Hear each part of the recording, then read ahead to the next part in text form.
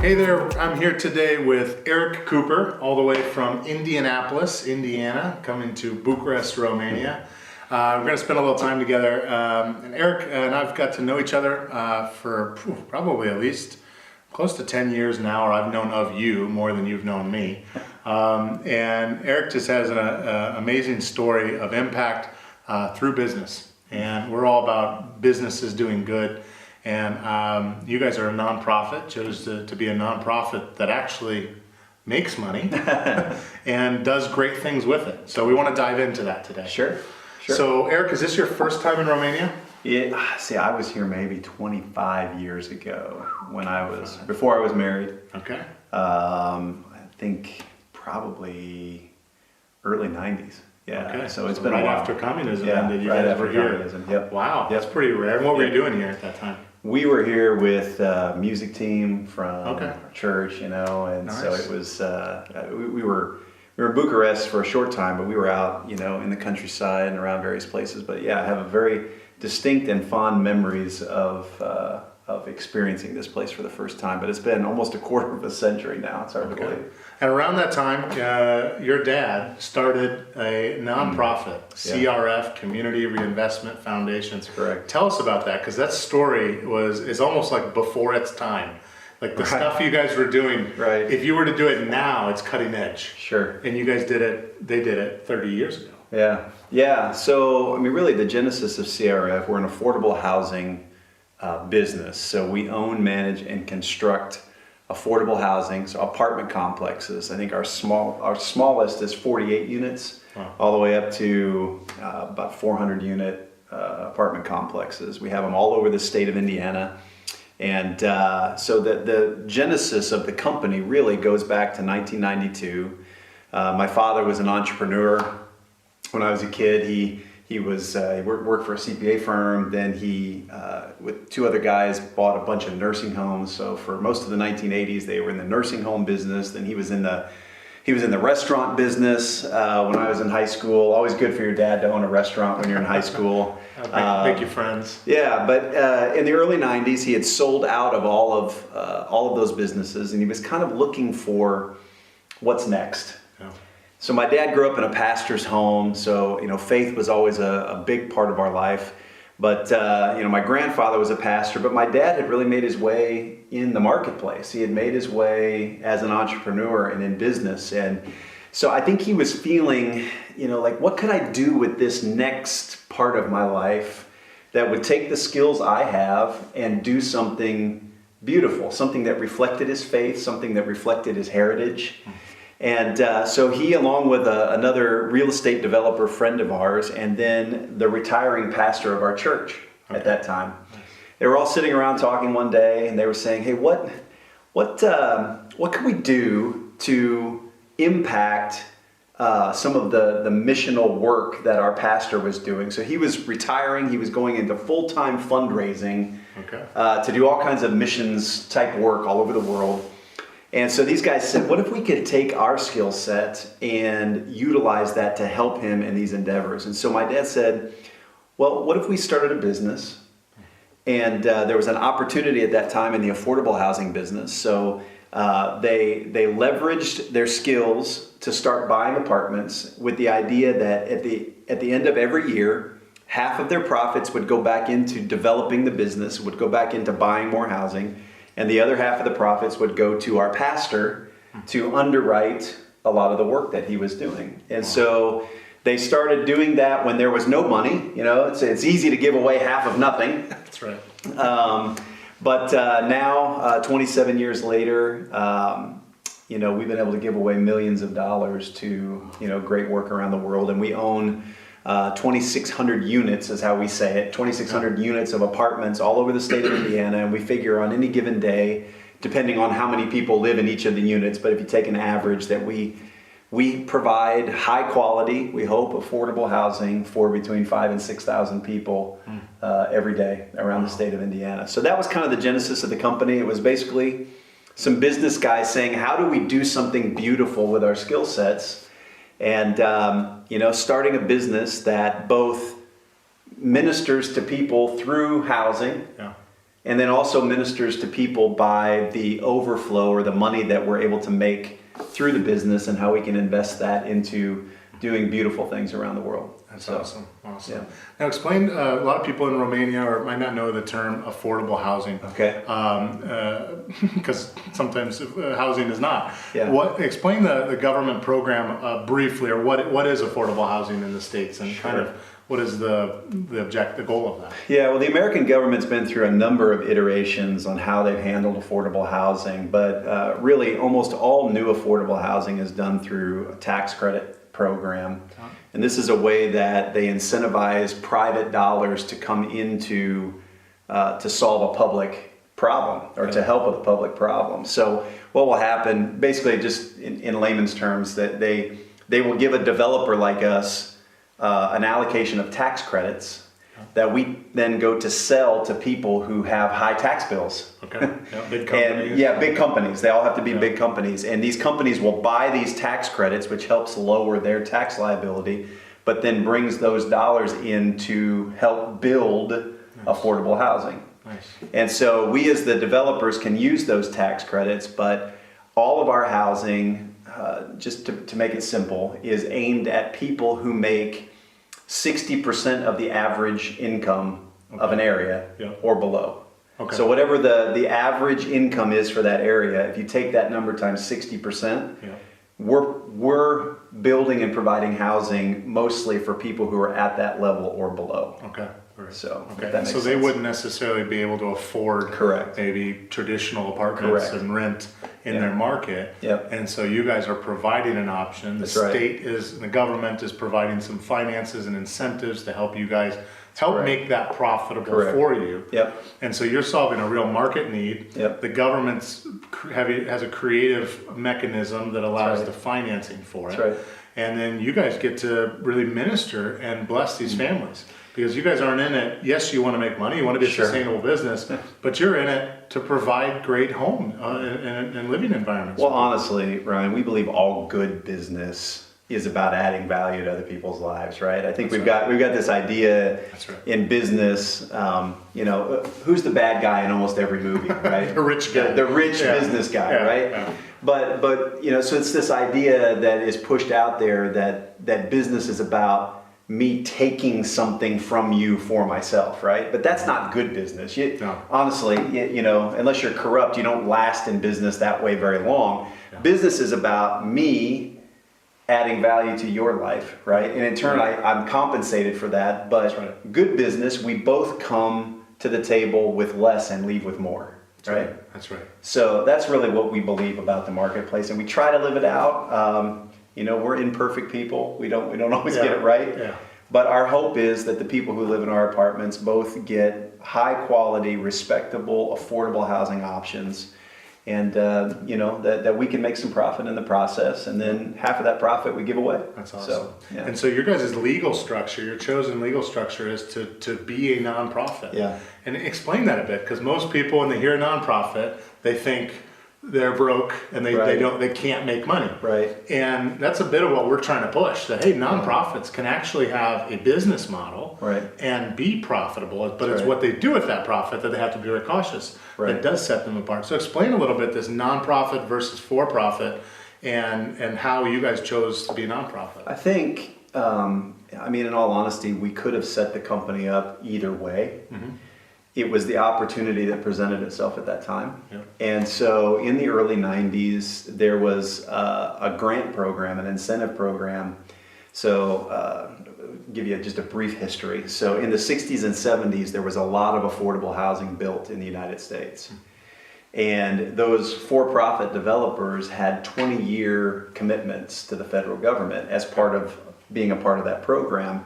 Well, in the 80s and early 90s, those 20-year commitments were starting to run out, and the for-profit developers were converting the apartments, raising the rents, and a lot of the lower income people were having to move out. So the government started incentivizing nonprofits at that point in time with a grant program, and that just happened to be the opportunity that collided at the time. Okay. And so we incorporated as a nonprofit because it gave us, and still to this day to some extent gives us some unique opportunities with financing, with getting, getting benefits maybe a for-profit developer would not get. But we could have set this up as a for-profit and done many of the same things.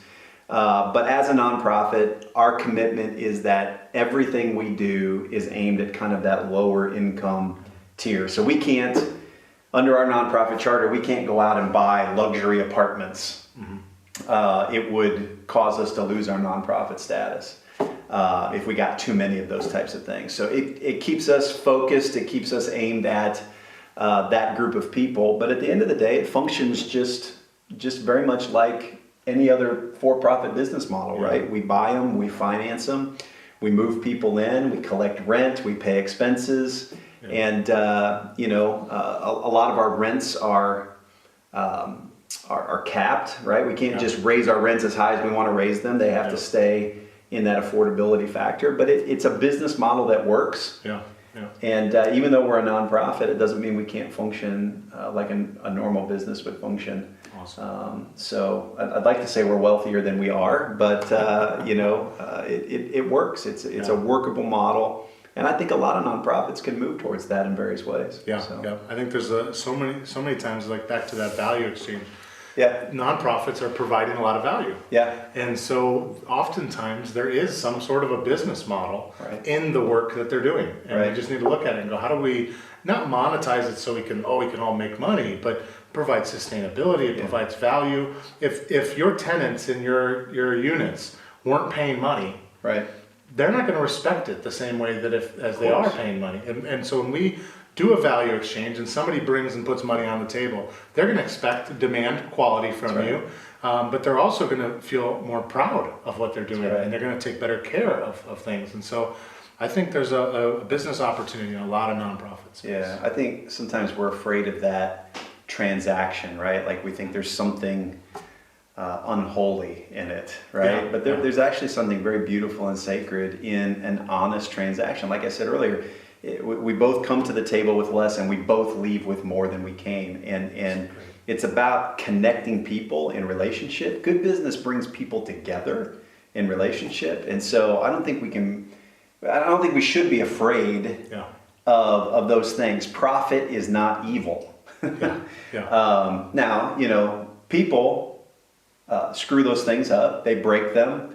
We try to have power over other people. We take advantage of other people. Greed, all those things can move in. But that's a problem with our human heart, right? That's something we have to address on that level. Business itself is actually a beautiful, sacred thing.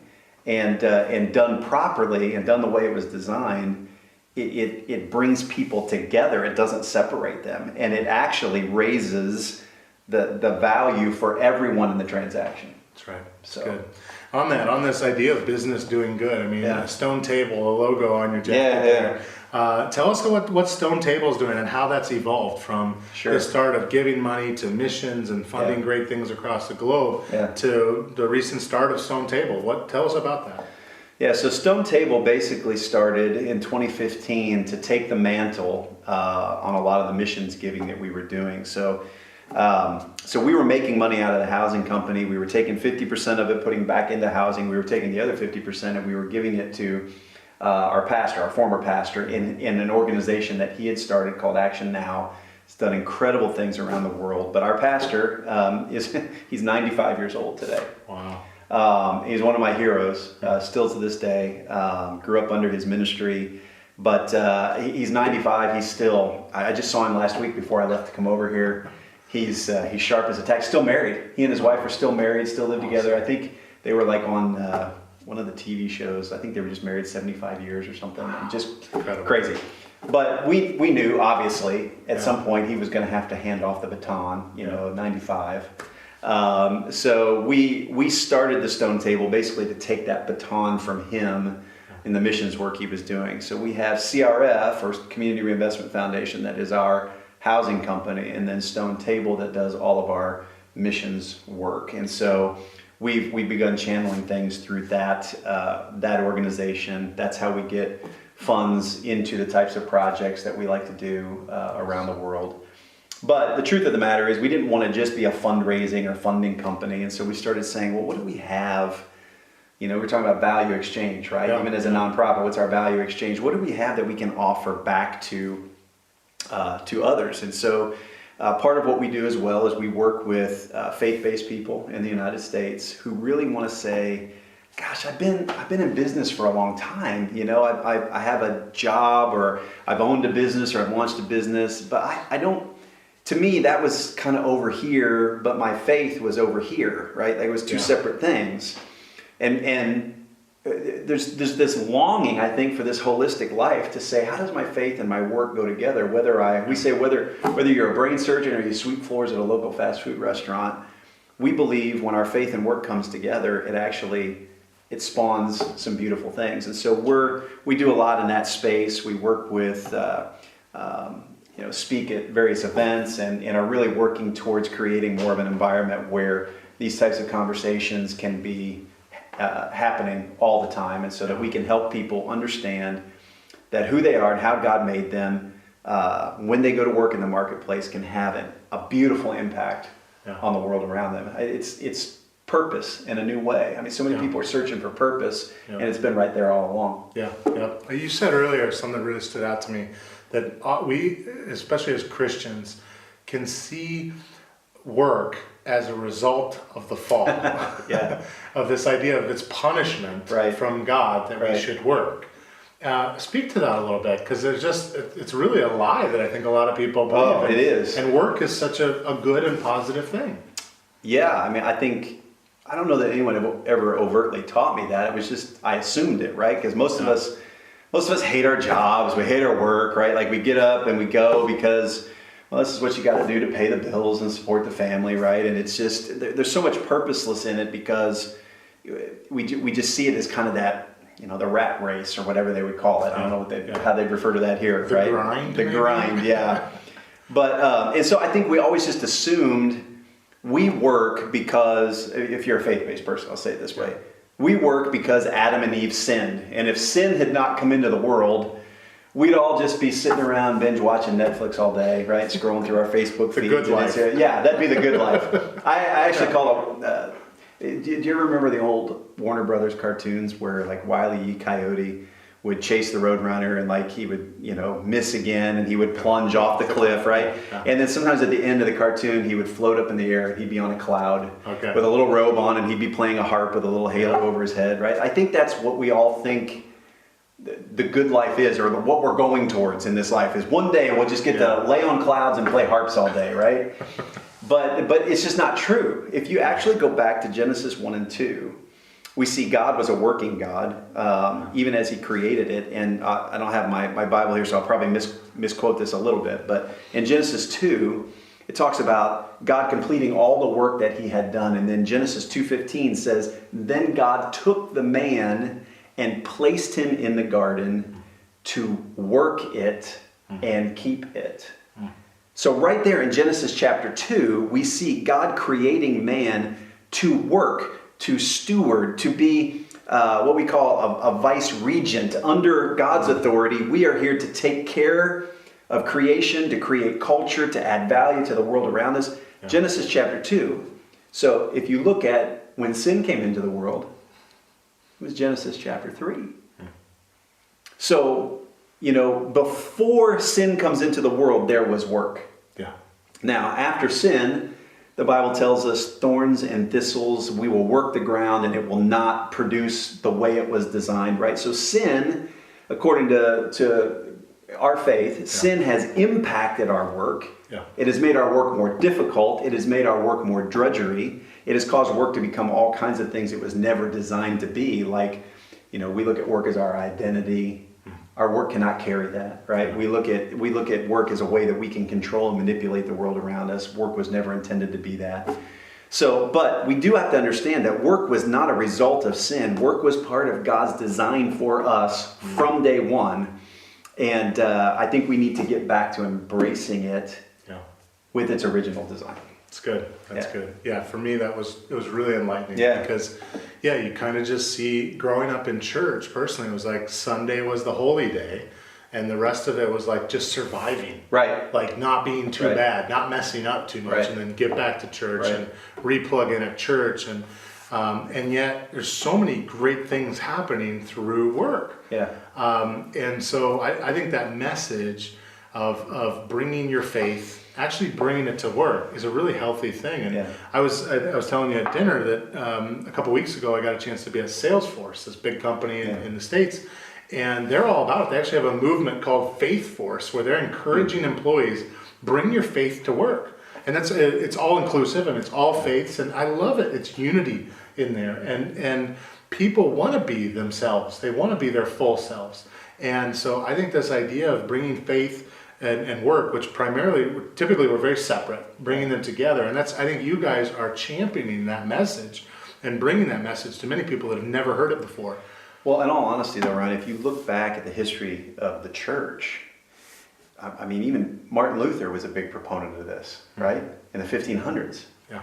So this is not a new thing for the church. It seems to be something that we grasp and then we lose, and then we have a resurrection of, a return to God's design, and then we kind of fall off, and then kind of the reality of many things, that we have to have these reformations, so to speak. But if you look at even the life of Martin Luther back in the 1500s, the Protestant Reformation, a huge part of it was the marketplace, the priesthood of all believers. So I think this is new, but it's not new. It's new, but it's ancient. I mean, even if you go back to the Old Testament and the way even God's people in the Old Testament viewed work, it wasn't the way we often experience and interact with it today. On this, you're bringing this same message. You're really nationally speaking at events and sharing about this and blogging and great content that you're putting out on this topic. But you're also doing something hyper local right in Indianapolis that I'm pretty excited about. We're trying. Share a little bit about this vision. A vision can oftentimes in its early stages be a burden. And you're carrying a heavy vision that is, but I believe it's an amazing vision that's going to transform a lot of lives and help a lot of people to do good business. So share a little bit about what's coming in Indianapolis. Well, God willing, right? I've been talking about this really for the better part of 4 years, and it's funny. I tell people a lot. I've gotten to the point where I imagine when people hear me talk about it again, like they're patting me on the head and just saying, "Oh, this is sweet. It's so sweet. Erik's talking about that again, right?" But we've had this vision for about 4 years now for a space. We are more connected technologically than we have ever been before. That's right. But we are more isolated and alone than we've ever been before. That's true. How do those two things go together, right? And so we've had this vision. Our company functions out of an office. We have about 3,500 square feet where our employees work from. But it's a separate office. It's an isolated office. And as we're out talking about this intersection of the gospel and the marketplace, I have so many people going, can I come work for you? Are you hiring, right? And what I finally realized was they weren't saying, I want to come work for an affordable housing company. They were saying, I want to be around other people that feel the way that we feel about this, right? Yeah. So we are in the process right now. We've acquired some acreage in a really booming up and coming area of Indianapolis, the west side of Indianapolis, and we're planning to build kind of a building. We're calling it the Stone Table Building, but it's going to have a whole number of components to it. All right, so it's going to have Class A office space where businesses like ours, like-minded businesses like ours, can work out of a collaborative space environment. We'll have our own space, but we'll have a lot of interaction, space, proximity to one another. So it'll be Class A office. We're going to try to move a number of like-minded existing businesses into that.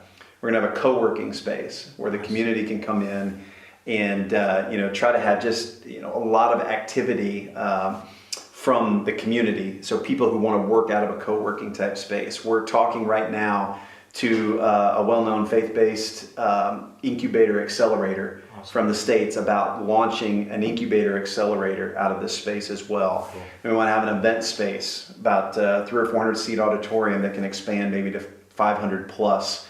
Where we'll have events where we can start a Center for Faith and Work, where we can have retail space, coffee shop, small restaurant, and then we're hoping to tie it in with a park system outside, and actually the building design's kind of cool. The guy has actually built it with the whole message of Scripture built into it: creation, fall, redemption, resurrection. And out back, the Resurrection Gardens will be a gathering place for people and for events. But the idea is to take this concept of our faith and work and bring people together around it.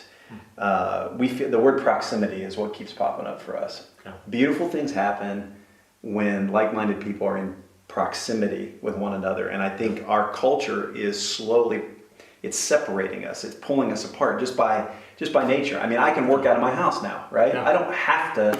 No. You know, we could have recorded this literally with me and Indy, Exactly. right? But there is nothing like being in physical space with other human beings, That's right? right. Like what did I tell you? I said, I want to come here, Yeah. I want to see your office, Yeah. I want to be around, I want to feel the space, right? So now Yeah. we feel like we've got a connection that we've never had before. So That's right. proximity, the word proximity is so important. So our hope is that we're going to take the seeds that started our company almost 30 years ago, and we're trying to harvest them into this space and just spread them around and see what else might grow. So that's the hope and the goal. We've got a big lift in front of us right now. We're trying to raise our equity money, trying to raise our donor dollars, trying to put the financing and that whole stack together, how we're going to make it happen. But my hope is that we'll break ground sometime next year. Awesome. And, so sometime in 2021, this thing will finally, God willing, become a reality. What, for the right investors, the right people, when they hear of that, Yeah. what do they need to be about? What's going to capture them that they'll want to invest in this? Yeah, well, we would tell people, you know, we want this thing to be financially viable, right? Mm-hmm. So we're not asking for. I mean, we feel like we've built and are building a real workable business model. Yeah. But in order for us to have the type of tenants, to have the type of people in this building that we want, we're trying to keep the rents at a reasonable rate, right? Yeah. So I would tell you, you know, we want people who want to invest in real estate. I mean, we think we can get a return on money. It may be a little less than market rate, Yeah. but at the same time, we want people who see what I would call multiple bottom lines. Okay. That's right. So there's multiple bottom lines to this. There's a financial bottom line, but there is also a social, a spiritual bottom line, and we want people that can count their return on investment both in dollars and in the beauty that they see coming out of Right. the facility. So we're looking for those types of people. You know, I mean, if you're just in it for, you know, cash on cash return, Yeah. we're probably not the project There's for better you. places. But if you're looking for a place where you can get a reasonable return on your money and what we hope will be an exponential, eternal return on your money, those are the types of people that we want to join hands with and say, come take this journey with us. Awesome. One of the things that I think is it's embedded in this is this DNA of wanting to help the nations too, right? Yeah. It's not just about the businesses that spin off, and because there's a lot of tech incubators, accelerators in Indianapolis, they're great places. Right. But this is where maybe businesses that are also in alignment with those multiple bottom Sure. lines are going to come in there. Young students, I think of myself when I was 18, 19, wanting to do business, but wanting to do business in Romania that would actually make a difference in the country. And at that time, I was the oddball, right? Like, what the heck? You want to go to a different country and do business? And that just didn't reconcile for people. But I think there's going to be so many young people that come through this building that have a desire or a dream to do something, and you guys are going to have created an environment where they can be in close proximity to leaders that can help make that happen. Yeah. And so the impact that's going to spring out of that, I think, is going to be huge. So much more than just an office park, co-working, all the things you listed off, but all of those together, the impact that will fly off that, I think, is going to be huge. It's funny, you know, you said it earlier. I told my dad and our other kind of founding board members and the guys who were really the genesis behind this, you know, I said, you guys were like missional business before missional business was cool, you know? Yeah. And I feel like part of my job in trying to steward this into the next generation is to honor that original commitment, but to articulate it, right? I mean, these guys just went to work, right? I mean, they just rolled up their sleeves and went to work. That's what they knew how to do, right? And they built something beautiful. And for me, to have my dad as a key, the key lead driver for making this happen day to day, it's such a special thing. But these guys would have never talked about it this way. It's part of it's their generation, right? Yeah. But my dad would have never talked about it this way. So for me to be able to kind of reverse engineer this now and articulate it, and then my hope is to look at so many other people and say, look at how this can work, right? Yeah. Here's an example. Here's an example of how this can work. The marketplace is sacred. The marketplace is about adding value. The marketplace is about serving people. It's about washing feet. It's about leaving people better than they came. And in turn, you get compensated. That's right. for that investment. It's not about how much can I take. Yeah. It's primarily about how much can I give. And when we give, the whole rises. The whole rises. That's good. And so that's what we want to be about. That's awesome. We need that message in more businesses that are out there, because businesses got a bad rap, and oftentimes because they were doing bad things. Because the Enrons of the world, right? Yeah, exactly. Yeah. And we need more businesses leading by that example, and that comes back to those leaders, leaders and decision makers. And you're doing that here. We're trying our best, and I look up to you as a leader and in this space as a real influencer that people are listening to. And in your words, I think it's right to say you're articulating that message. And for both generations, for many generations, it's your parents, your dad's generation that went out and build. Yeah. They build things, Yeah. and they were very successful and oftentimes very generous. Yeah. I say that I think it's their generation. They wanted to give money and generous to do good things with their money. Yeah. And now it's this younger generation that really wants to do good. They don't want to just make money and give it away. They want to actually do good. They want to be part of it. And it's really, I think, our generation right in the middle that I think is that baton generation. Yeah. That is really is taking that baton and helping hand it over. Right. So I really hope that builder generation sees the stone table and the stone table building and sees the impact it's going to have, and will really rally behind that and embrace it.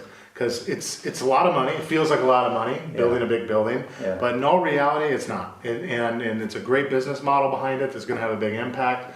And so I'm a big cheerleader for you, and I just love what you guys are doing. Before we close up, I always ask people the surprise question at the end. Surprise question is what is good to you? When you hear the word good, what is good to you? Wow, that is a surprise question. Yeah, I like it to come out of left field. Yeah, you may actually have to fast forward this a little. Yeah, we'll let it simmer, and the anticipation will build.